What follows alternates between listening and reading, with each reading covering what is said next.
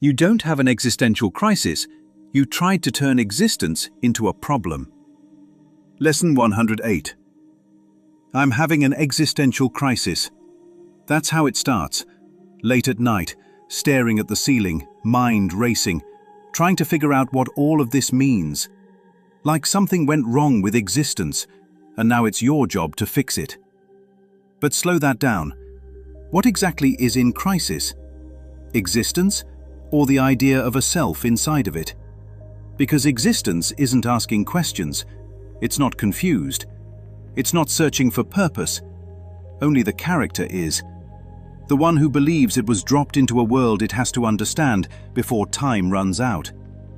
The one who thinks meaning has to be built, identity has to be protected, and life has to be figured out before it's too late. Now here's the metaphor. It's like a character inside a movie becoming self-aware. Mid-scene, the character stops and says, "What's my purpose? Why am I here? What does this all mean?"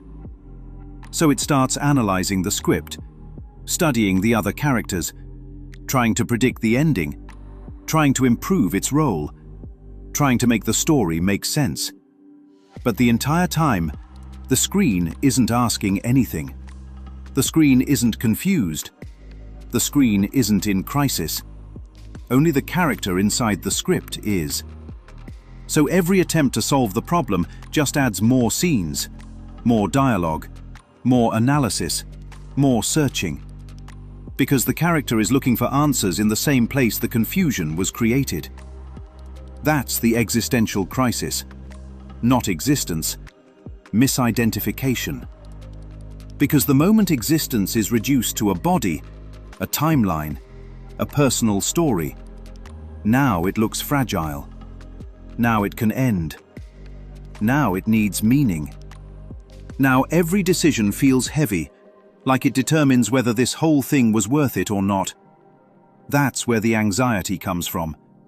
Not freedom, but the pressure of trying to stabilize something that was never stable to begin with. So the mind keeps spinning. What's my purpose? What am I supposed to do? What if I get it wrong? What if none of this matters? But those questions only make sense if something real is missing. If something has to be completed. If existence itself is incomplete. And that's the assumption that never gets questioned. Because the moment it is, the whole structure collapses. No separate self to fix. No existence to stabilize. No meaning to manufacture. No future moment where everything finally comes together. Just what is, without the story trying to turn it into something else. So it was never an existential crisis. It was a character in a movie trying to understand the screen, while being nothing but the screen the entire time. And every attempt to solve it only made the story feel more real. Because the problem was never in existence. It was in believing existence needed to be explained. If existence was never broken to begin with, what exactly has been trying to fix it this whole time?